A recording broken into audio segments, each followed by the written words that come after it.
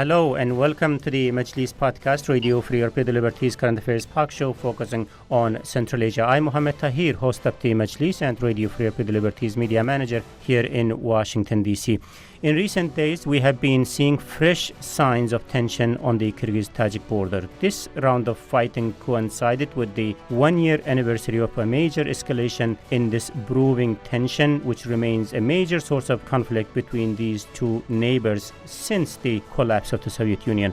On today's Majlis podcast, we just wanted to circle back and discuss what's been happening in recent days on the border. How is the situation today and what changed since the major cross-border escalation of the last year? To discuss all these, I'm joined by Akalay Karimova, a civic activist based in Osh, Kyrgyzstan, who have frequently visited the border. Srojiddin Tolibov, managing editor of Radio Free Europe Liberties Tajik service, locally known as Radio Azodi, whose correspondents have frequently reported on the ground from the border. Bruce Pannier, senior Central Asia analyst, who have frequently written about this topic and also soon launching a weekly newsletter dedicated to Central Asia. Thank you very much for joining us today on this very important, timely conversation. So let me start by asking about the current situation on the border. As I said, as recent as last week or 10 days, we were getting alarming news again from the border about new round of tension. So how is the situation today from your perspective in Kyrgyzstan, Akalay?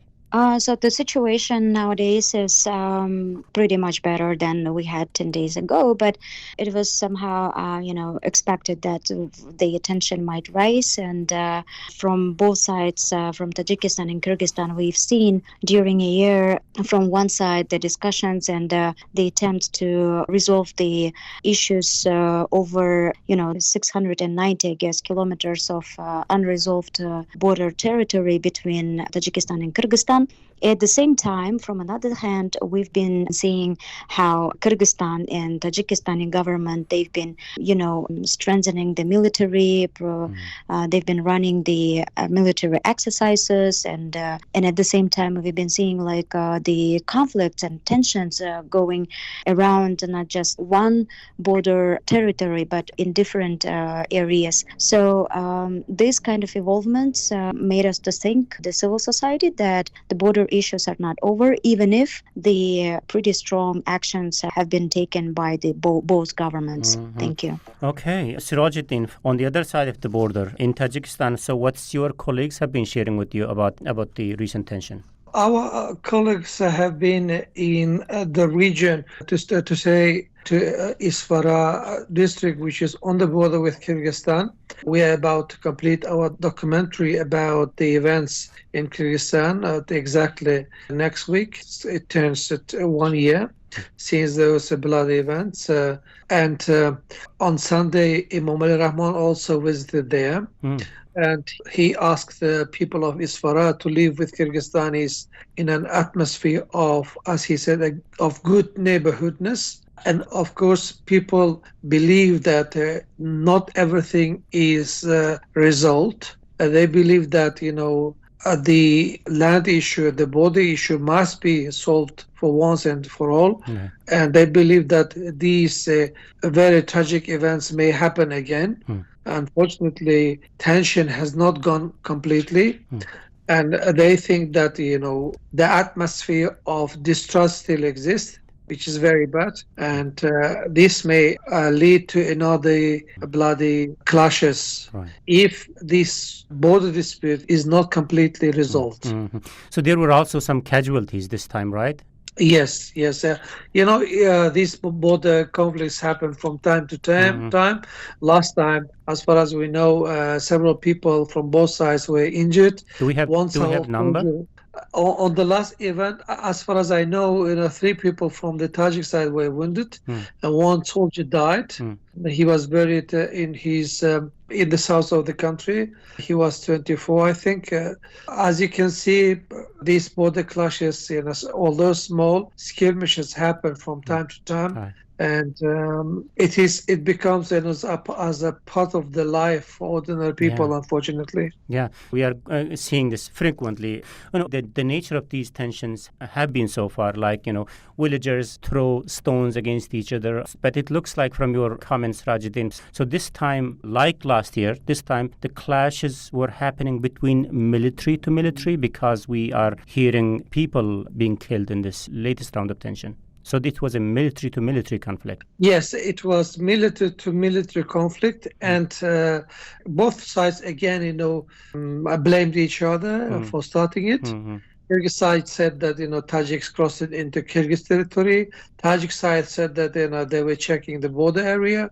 And as Rahman said, he used a proverb saying that neighbors are not chosen, although it was not exact one for him. And he further notes that the solution of border territories issues, delimitation and demarcation of disputed segments of these, border area, are very complex process, and it takes a lot of time and require many efforts.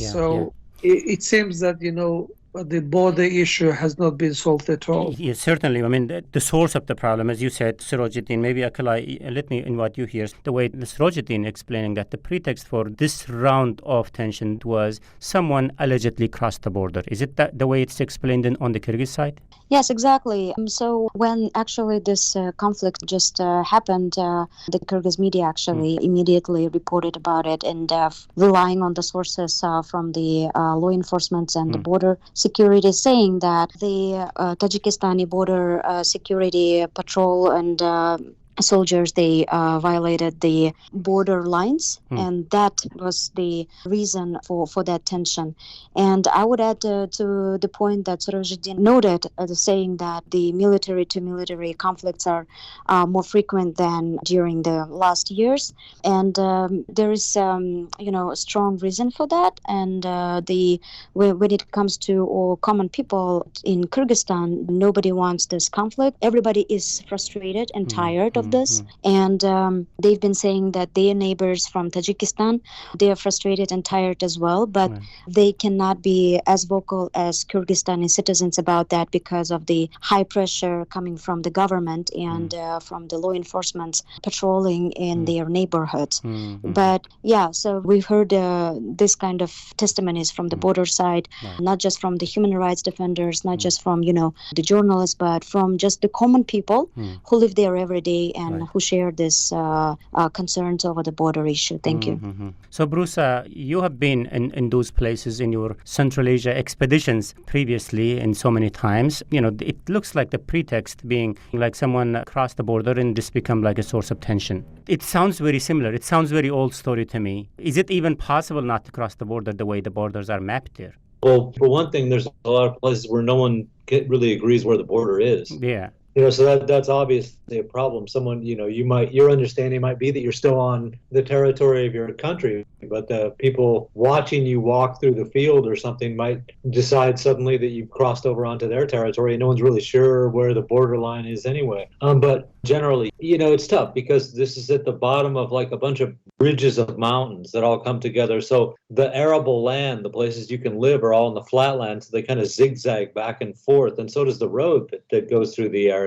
And you go back and forth between the two countries. And there's times, where I've said on the show before, there's times where Kyrgyzstan is on one side of the street and Tajikistan's on the other side of the street. So I mean, it's tough. It would be tough to put up like a fence or something, right? Because it doesn't go straight. It just keeps going back and forth and following the arable land that's at the bottom of these hills and mountains. So yeah, I mean, it would be obviously tough to know when you crossed, like I said, the borderline. And a lot of these things too, remember, a lot of them are kids, young people that are out herding sheep, cows, right? So you don't pay attention for a couple of minutes, and then you turn around and see that your cow has walked 10 meters further away than you thought, and you're not really sure what the border is, and you go get the cow, and then the border guards from the other country grab you and drag you back into the country. And sometimes beat you up. That's the thing, right? I mean, who determines where the border ends and where the border starts? I mean, these two countries have not agreed, right? Have not agreed. What is exactly that the line is?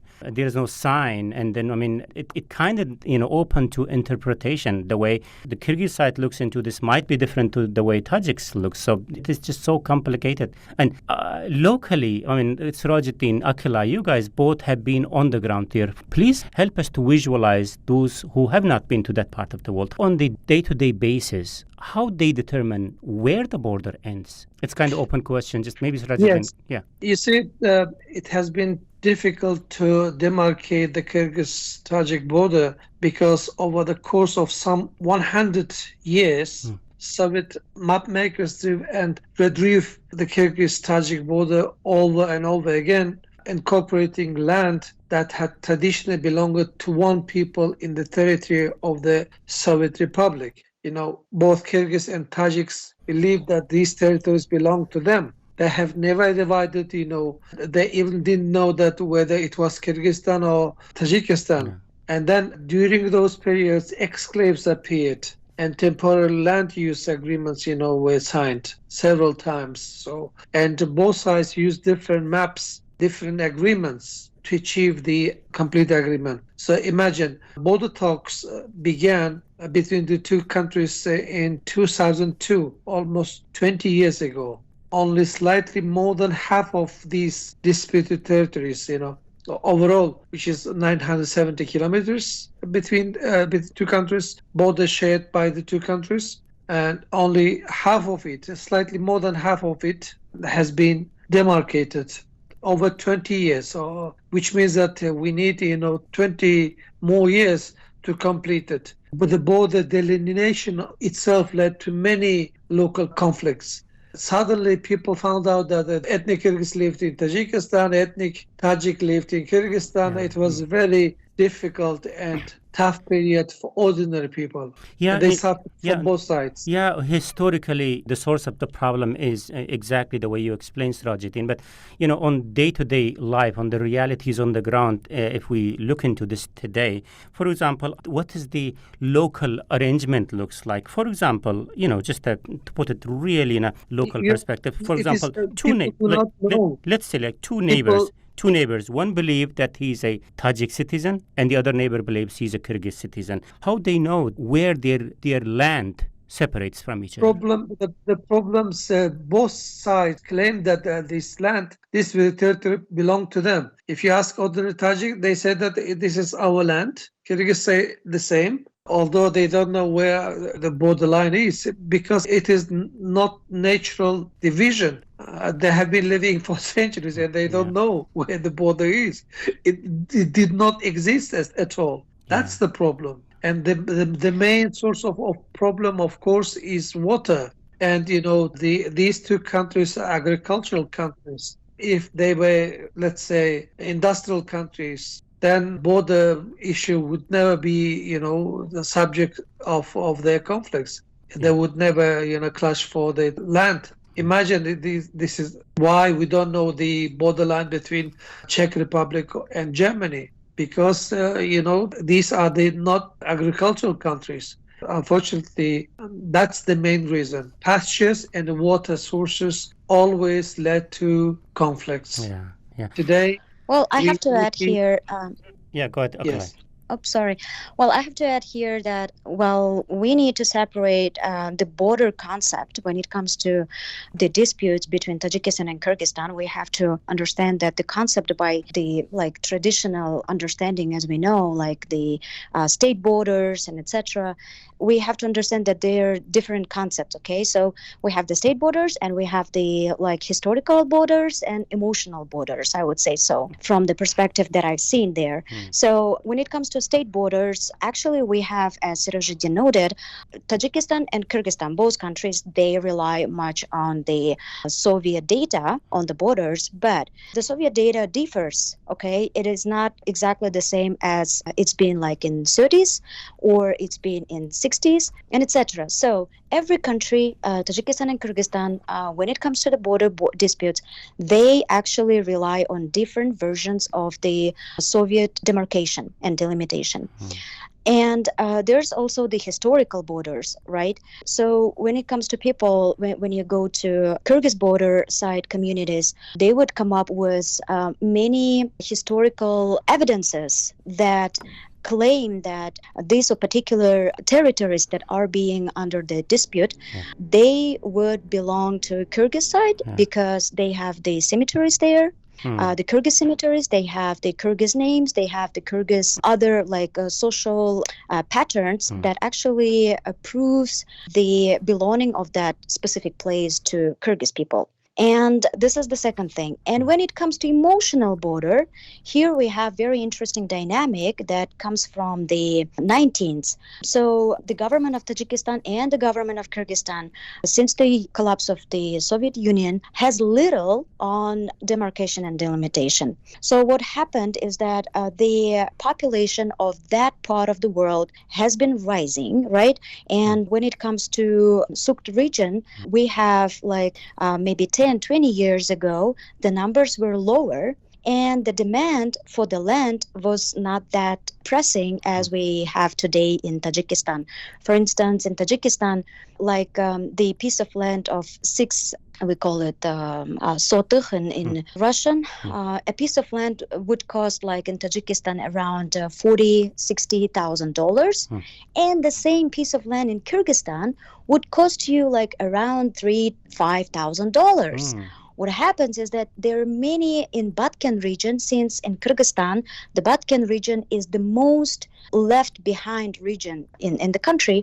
There are so many young people that actually were born there in the 90s, and they had little access to better education, better economic opportunities. Many of them, they left for work in Russia, or they preferred bigger cities like Bishkek or Osh. They left their lands, and there were many cases when they just sold those piece of lands to Tajikistani citizens. So here we have the emotional borders, right? So when you go to Kyrgyz communities and ask about where the borders, they would tell, well, these are the borders. But Tajikistani citizens, since they bought that piece of land and since they've been living there for maybe a decade or over, they would say, no, this is our land now because we bought that place. We bought that border side home. So is it this is actually, this is actually fueling into the disputes between two people where Tajikistani emotionally, they still belong to Tajikistan, but the land where they live emotionally, Kyrgyz people see as the land of Kyrgyzstan. Allow me to interrupt. Hello. As you can see, it's even the activists, exaggerate things, and they try to support the idea of statehoodness, not to be neutral, but to support the country where they belong. Calling, geographical names belong to Kyrgyz, while if you ask the Tajiks, they can prove you that, these territories are called in Tajik. Even Batken, which means wide wind and a city, it is Tajik name. Or Zardalı, it is apricot in Tajik. There are so many reasons, and they don't think that they moved to these territories 10 years ago. It is on the contrary, in the Tajikistan say that Kyrgyz came, over in 1950s, and before that, the Kyrgyz never lived there. This kind of emotional tendency not to listen to each other also became too strong, especially since the collapse of the Soviet Union. Earlier, Akalai was kind of putting it nicely. It's just not one issue. There are 3 different layers of borders. Look at that. So it makes things even more complicated. First, you don't have a border. Then there are imaginary borders, depending on who you ask. That's very complicated. I guess last year, when we had almost a full-scale military confrontation, the source of the problem, I guess, was the same or similar. So the question is, what stayed the same and what changed since last year? What's helping and what's proving challenge in resolving this conflict? And finally, what the future holds as we continue coming back to this subject with ever-growing frequency. So let's continue the discussion by talking about these and many other questions very shortly.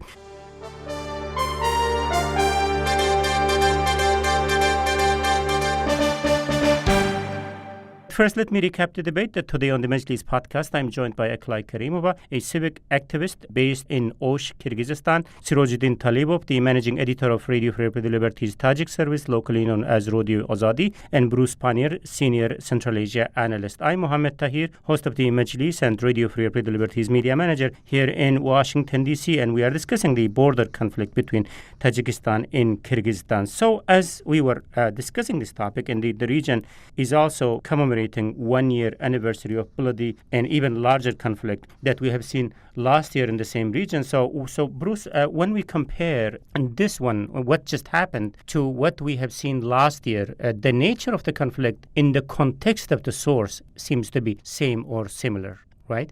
I would actually say that it's probably worse now than it was on the eve of last year's problems. I mean, you mentioned earlier that these 10 years ago when these things, or 15 years ago when these things happened, it was, a group of guys on one side of the border and a group of guys on the other side of the border that started screaming at each other, and maybe they got into fights or threw rocks and sticks with each other. The last two times it escalated, as we've heard. It ended up being something where the border guards got involved in it. Of course, last year we had the big military conflict, but before that it had reached this point where they traded some shots, and every now and then, out of like a dozen of these incidents, unfortunate incidents would happen, and a couple people would get killed during some of those incidents, and a couple people would get wounded. But the last two times this has happened, somebody got killed. As Akalai said, it doesn't involve, it's not the citizens that doing this anymore. It's actually the border guards of the two countries that are shooting it out with each other.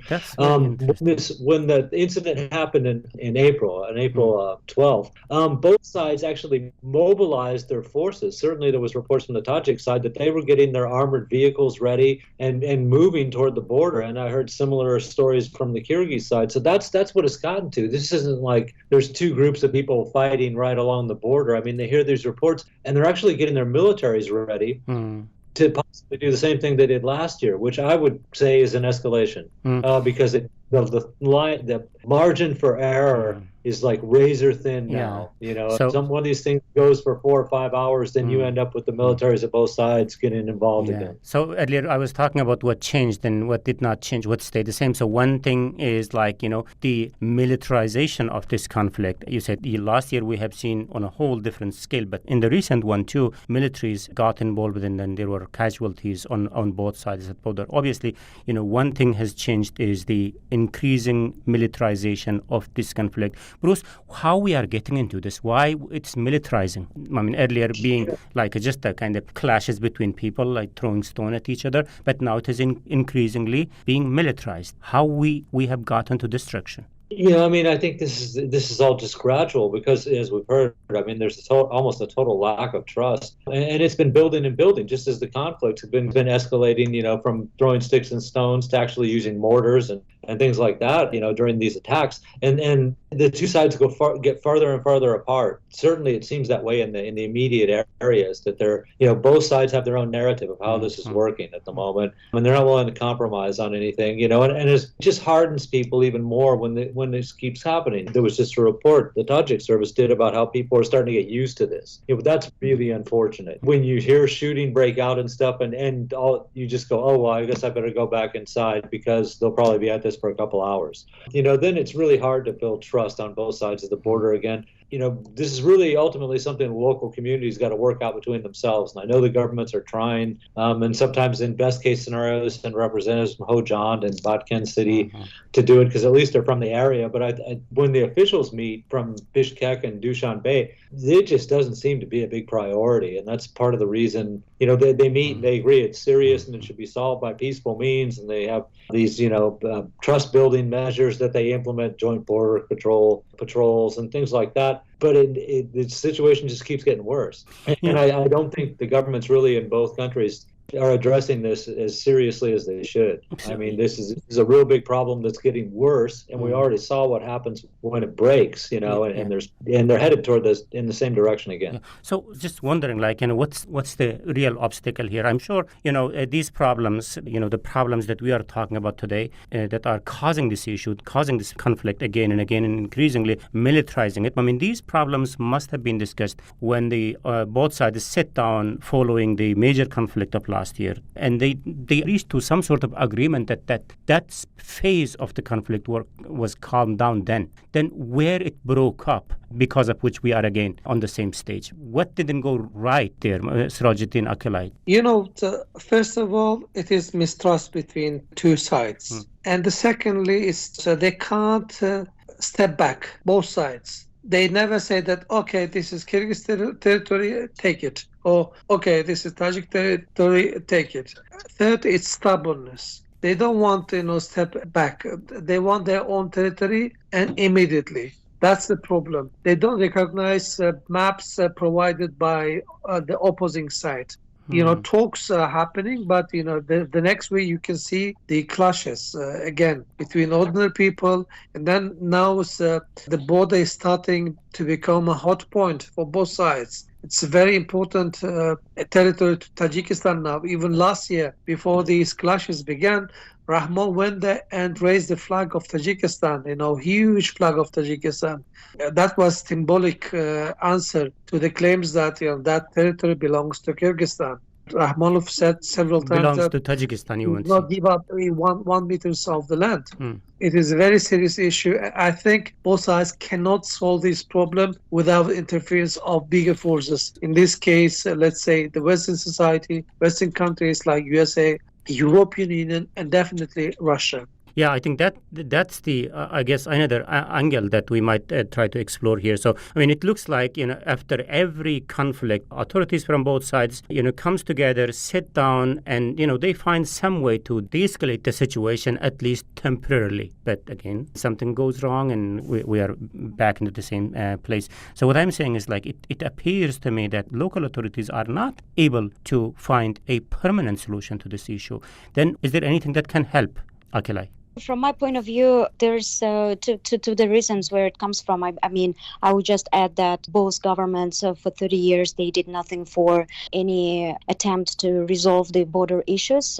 They were just left from both countries, like from Kyrgyzstan and from Tajikistan. And the pressing issues of the borders from Kyrgyz side, they left no choice for the new leadership, Sadir Japarov and Kamchubek Tasheyev, to actually, respond to the border issues immediately and decisively, and they, took very radical position, right? So they come up with the same position on Uzbekistan, and they actually both issues with Uzbekistan, their proposals to Kyrgyzstani citizens, they were rejected immediately because people just went out to the streets in Osh region and they said no meter of Kyrgyzstani land. Should we refresh our memories on what was those proposal about? It's been a year. So, actually, it was very simple. So Sadir Japarov, he went to Tashkent and had a meeting with Mirziyoyev, and so there they exchanged some lands and they formulated saying that we are resolving the border issues. And so the people from media, they learned that the water reservoir in Osh is now given to Uzbekistan. And so many people in Karasu, in Uzgen, in Osh region, they went out to the streets like 2 years ago in May, and they stopped this initiative of, land exchanging. And when it comes to Tajikistan, same radical position was taken from the Kyrgyz government, and it went so, unexpectedly for Kyrgyzstani society, this violent, this conflict. And what I want to say, actually stress for Tajikistan is that there are also the pressing, challenges in Tajikistan, given the change of leadership, given the social, economical challenges. And it looks like for Tajikistani government, these border issues are also kind of an opportunity to stand firm and to, claim that Tajikistani government actually cares about the border side communities. But when you go down, again, when you go down to Tajik people, to Kyrgyz people on the border side, actually they've been living there forever, right? And they've been neighbors forever. So, and they've been exchanging, the family occasions and everything.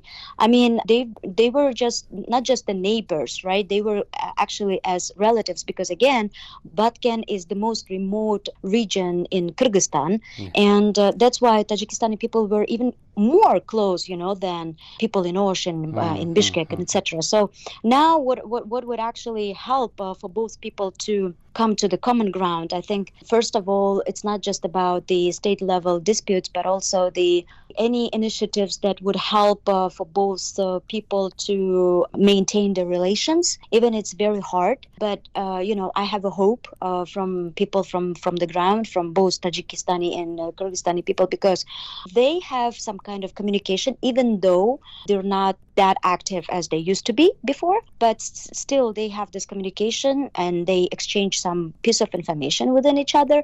Still, we have Tajikistani citizens that are using the Kyrgyzstani mobile operators, which is good. So they have the Kyrgyz numbers and they have, at least some kind of sort of communication, which is good. And at the same time, my concern is that, we have young people that are being raised in this hatred, in this, absolute position where they should, in order to prove they're patriots in Tajikistan or Kyrgyzstan, they should hate each other. You know what I mean? Yeah. So this what makes me worrying. But the other side, when it comes to state, I think, I kind of agree with the idea that we should have the other party that would help us to resolve this dispute. But I don't really think that it should be the West or it should be the Russian Federation or, these big countries. I would say it should be resolved regionally. And and I see Uzbekistan here as the driving country in resolving this dispute. And I see the potential here because now even, I work in many initiatives, including the cross-border initiatives. And I see that Uzbekistan right now is serving for us, for both Tajikistani and Kyrgyzstani people, as a alternative platform where we can meet, where we can discuss, where actually we can, at least have this, maintain our communication, at least in this way. Thank you. That's interesting. Maybe, Bruce, we are going to conclude the conversation here. Maybe final question. So, Bruce, Akalai is suggesting Uzbekistan potentially providing an address where this problem might be resolved. So earlier we were also talking about before the podcast, perhaps there might be a role for Russia to resolve this conflict. So maybe there are two legs of my question here. So how do you see what can help? And what do you see what the future holds for this conflict going forward? Yeah, Akalai's suggestion is great. And a couple of years ago, I was having a conversation. Actually, right just before the military conflict last year, I was talking to our old friend Steve Sverdlov, and he said that Uzbekistan should pitch a Fergana Valley summit. And they should host it. Interesting. And I thought that was a great idea because really both sides kind of trust Uzbekistan. Russia kind of, I don't know, that's a tough one. Both Tajikistan and Kyrgyzstan are certainly dependent on Russia. But Russia last year during the conflict, a lot of people got the impression that Russia was pretty much siding with Tajikistan on this. And you remember that it ended up that President Rahman was the only leader from the CIS country that attended the Victory Day parade in Moscow last year. So then people really got the idea that, Russia had been, since they had the 201st is stationed there and they've been in Tajikistan forever, that Russia was leaning toward Tajikistan in this conflict. So I think there's no way they could play a role as a mediator. International organizations are scared to get involved. I was in Osh in 2010 and the OSCE was offering to mediate and no one wanted them. Interesting. They kept saying they'll turn us into, they'll do the same thing to us they did to Kosovo. So Uzbekistan. There's no one that internationally, and I think really Mirziyoyev has kind of pushed himself forward as the big figure in the region. And this would be one service that Uzbekistan could perform that would be very, very useful. Kazakhstan could join in. Without it. But really, I think Mirziyoyev needs to take the initiative and say, look, we're all sharing the valley. Your problems could be our problems tomorrow if this keeps getting worse. Let's all talk this out and figure out something that's going to work for everybody. Why he's not doing that? It's a good question. I don't know. It seems like an obvious chance for him to score huge international points and regional points by doing this. You never know. There's so many differences that are at work between any two people. I would actually, I'm sorry, Bruce. I'm very sorry, but I would quickly add on that why Mirziyoyev is not that active on that. I think he wished to be active, and he has all the potential to do that. But we have the big player here, that's Russia. Obviously, I think the influence of Russian Federation is huge in this regard, and I believe that I totally agree with Bruce Pannier saying about the impression that we had here that Russian Federation has been siding Tajikistan Uzbekistan a lot. And I believe that, on this matter, Uzbekistan is not trying to get itself in trouble with Russian Federation. So you are saying Mirziyoyev is hesitant. But I believe it's on the horizon. It's coming, and with the Russian Federation losing the international influence, including in Central Asia, I believe Uzbekistan will take the lead in the future if the border issues won't be resolved between two countries themselves. Thank you.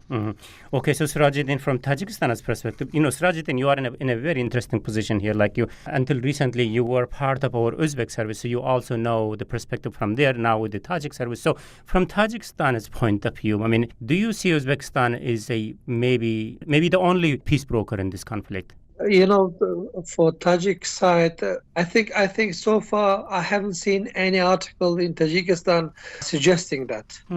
First of all, and secondly, in Tajikistan, if you talk to experts or government members, they think that the central power in Kyrgyzstan, in Bishkek, so in this case, Japarov's government is not centralized and powerful enough to influence and to make the change, to impact, because, the central power in Kyrgyzstan is very weak if you compare it with Tajikistan.